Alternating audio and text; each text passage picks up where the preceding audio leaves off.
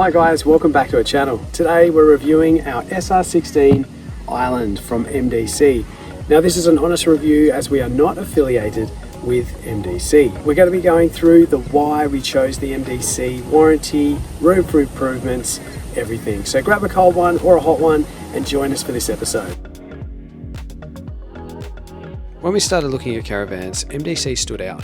It has a solid reputation within the industry, and after chatting with fellow campers and mates around a campfire, we thought we'd go and check them out in person. One of the biggest factors for us was budget. For under 60k, they offer exceptional value for money. Choosing the SR16 meant that we could keep our property rather than sell everything just to fund the lap. Renting the property also helps out as it provides us with a bit of ongoing income. We'd already spent 2 years getting our Triton dialed in, but it still came with limitations, especially when it came to towing. The SR16 ticked all the boxes for weight and size, suiting the Triton perfectly. Finally, what sealed the deal was the ease of setup and the inclusions. It's a full-size van with a proper ensuite, a north-south queen bed, and all of the comforts we were looking for. I'm not going to go and bore you with all the specifications. You can see them all on the MDC website.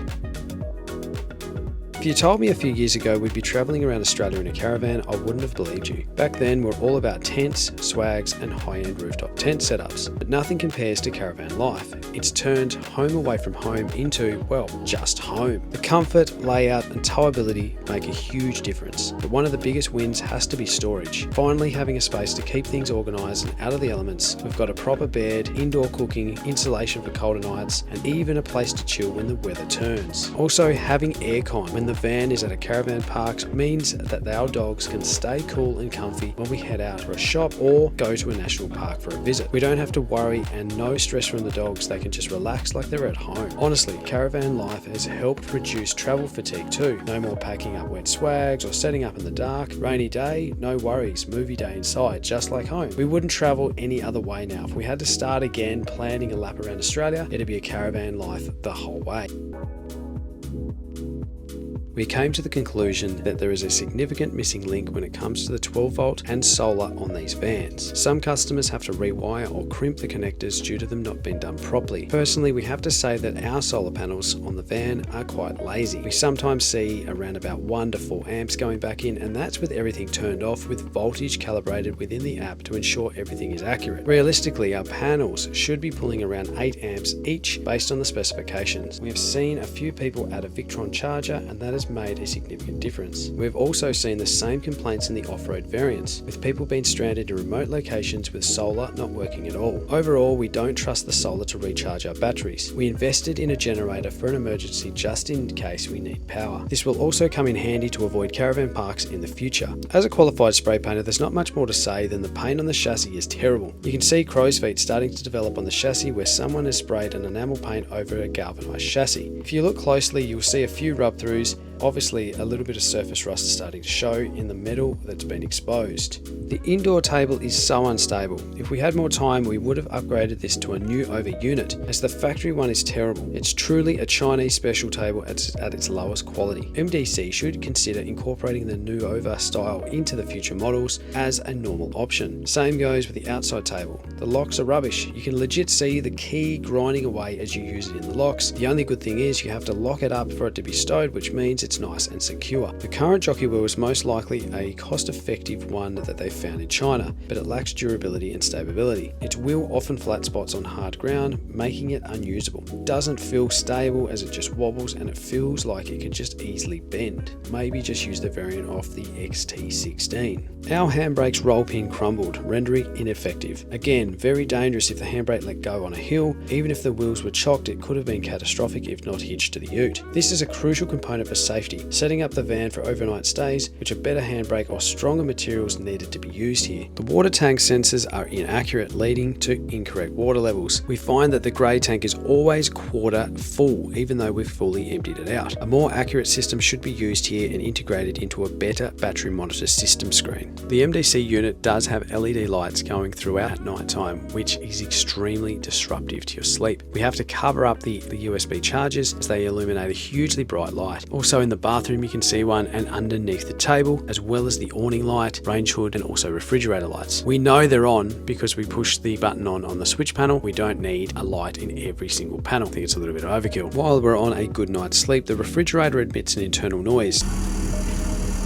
sometimes making it difficult to sleep at night also. If it was better sound deadened in that little cavity, I think it would make a significant difference. As a conclusion, we just wanted to touch on the quality control and testing of these units, as we had a serious issue. Our electric brakes malfunctioned on the van. We sought assistance from an auto electrician. The initial suspicion was the car was the problem, but it turned out to be a faulty connection, as the pins from the caravan plug needed to be spaced. Also, the earth within the plug needed to be torqued down sufficiently. This incident was very concerning, but it was easily resolved. As mentioned earlier, MDC just need a little bit more quality control, and not just in the paint section, but very much so in the 12 volt. The overall wiring and the systems that they invest in will not only improve efficiency of talking to the solar system, but will also enhance the safety of the van when during braking. Ensuring wiring is checked correctly will mitigate risk of fires that have been associated with faulty wiring that we've all seen far too often within the caravan industry.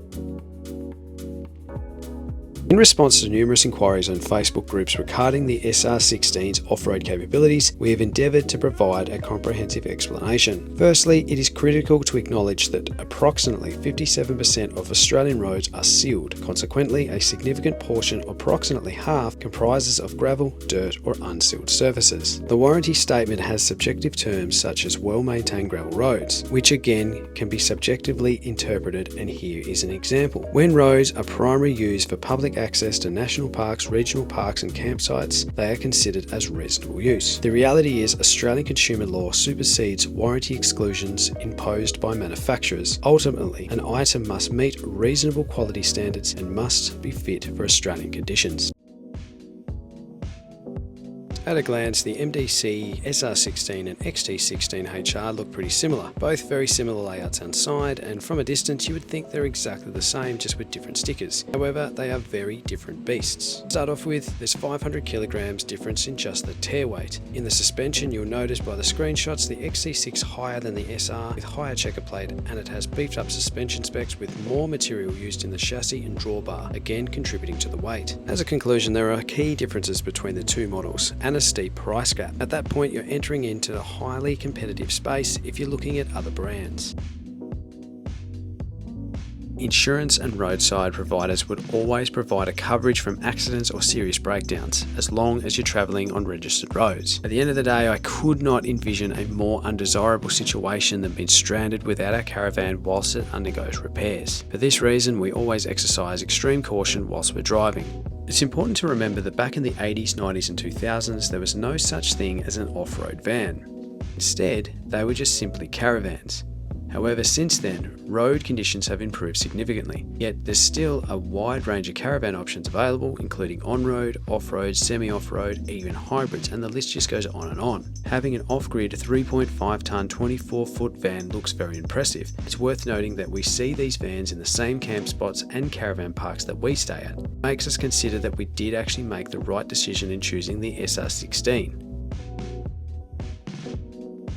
As a recap, we bought this caravan new 3 months ago. Since then, we've been travelling around Australia and have plans to travel for another 9 months. We haven't just used this van as a weekend tourer or had it just sit in our driveway. It's been our home whilst we've been on the roads, allowing us to follow our dreams. Overall, we absolutely love the MDC. Little issues here and there, but simple problems with easy fixes. When discussing with other caravan owners, you hear horror stories. More often than not, the caravans are Australian built and nearly always are double if not triple the price. The price point allows people to buy a well-made luxury fuel caravan, and being an on-road means less weight, which means the majority of the vehicles can tow this thing. In fact, even a gutless Triton can tow it.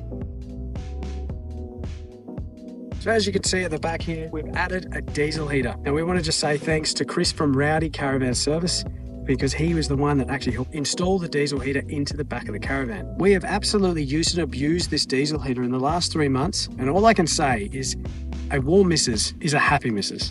We've added a couple little things to the van, making life easier. A soap dispenser in the shower and organisation of our keys. We've also added a rear mirror camera that runs a recorded feed to our car.